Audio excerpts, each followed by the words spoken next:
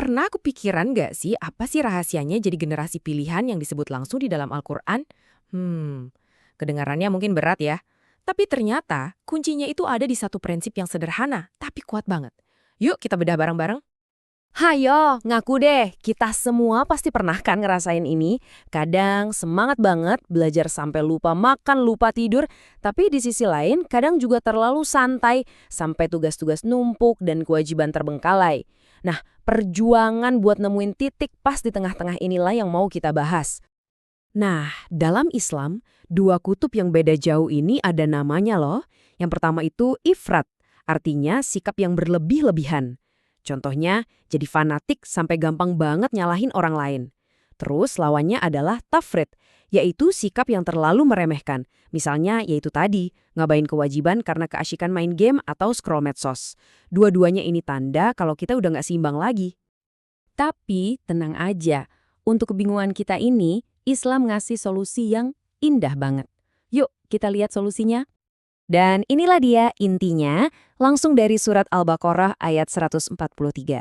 Allah Subhanahu wa Ta'ala berfirman kalau kita, umat Islam, itu udah diciptakan sebagai umat yang pertengahan. Wow, ini bukan sekedar julukan ya, tapi ini adalah identitas sekaligus misi buat kita semua. Jadi, apa sih umatan wasatan itu? Kata wasat itu emang artinya tengah. Tapi, jangan salah sangka dulu, maknanya itu dalam banget. Ini bukan berarti jadi nanggung atau biasa-biasa aja. Justru sebaliknya, ini tentang menjadi adil, seimbang, dan yang paling penting, menjadi yang terbaik. Titik ideal, bukan titik rata-rata. Oke, terus gimana dong cara ngejalaninnya di kehidupan kita sehari-hari? Apa sih artinya jadi wasaitan itu? Coba deh kita lihat bareng-bareng tabel ini, biar makin kebayang. Sisi ifrat itu ya tadi, terlalu fanatik, dikit-dikit menyalahkan orang. Gak asik kan? Terus sisi tafrit, contohnya gampang banget. Sholat dilewat-lewatkan karena lagi seru main HP. Nah, yang ideal yaitu wasat adalah saat kita bisa menggabungkan keduanya. Ibadah kita jalan terus, tapi kita juga tetap bisa jadi juara kelas dan punya banyak teman yang baik. Keren kan? Jadi, kata kuncinya cuma satu, keseimbangan. Jadi wasat itu bukan berarti iman kita jadi setengah-setengah atau nggak serius. Justru sebaliknya. Ini adalah wujud iman yang dewasa, yang ngerti gimana caranya menyeimbangkan antara hubungan kita sama Allah dan juga hubungan kita sama urusan dunia dan sesama manusia. Oke, kita udah tahu apa itu wasatan. Sekarang pertanyaannya, kenapa ini penting banget? Nah, jawabannya adalah karena kita punya sebuah misi yang super istimewa. Jadi, dari ayat tadi ada 3 pesan besar buat kita. Pertama, kita harus sadar dulu nih kalau kita ini umat pilihan. Kedua, karena kita dipilih, tugas kita adalah jadi syuhada, yang artinya saksi atau gampangnya role model buat seluruh dunia. Dan ketiga, standarnya siapa? Tentu aja, standar kita adalah Rasulullah Shallallahu Alaihi Wasallam. Semua akhlak dan tindakan kita harusnya mencontoh beliau. Ini artinya dalam banget loh. Setiap perbuatan kita, sekecil apapun itu, ternyata punya dampak yang besar. Cara kita ngomong, cara kita bersikap sama temen, itu semua jadi cerminan Islam di mata orang lain. Kita ini ibarat duta bagi agama kita. Sadar nggak sadar?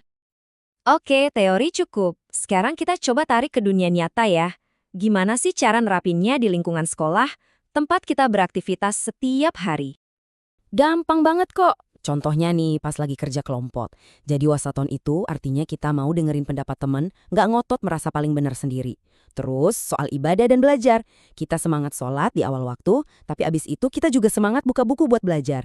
Seimbang kan? Dan yang terakhir, dalam pergaulan. Kita bisa banget menghargai teman yang beda agama atau suku, tapi kita tetap pegang teguh prinsip dan identitas kita sebagai seorang muslim. Biar konsep ini nempel terus di kepala, coba deh kita pakai satu perumpamaan yang gampang banget diingat. Coba bayangin deh, hidup kita ini kayak sebuah timbangan. Di satu sisi ada ibadah ritual kita ke Allah, sholat, puasa, ngaji.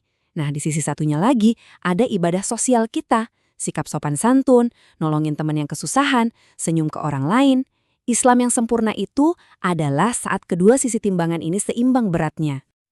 Sekarang, coba kita renungin sebentar. Apa ya yang bakal terjadi kalau timbangan itu miring? Misalnya, kita rajin banget sholat malam, tapi sama tetangga juteknya minta ampun. Atau sebaliknya, kita baik banget ke semua orang, tapi sholat 5 waktu bolong-bolong. Keduanya bikin hidup kita jadi nggak seimbang kan? Nah, sebagai penutup, mari kita sama-sama pikirkan lagi pertanyaan ini.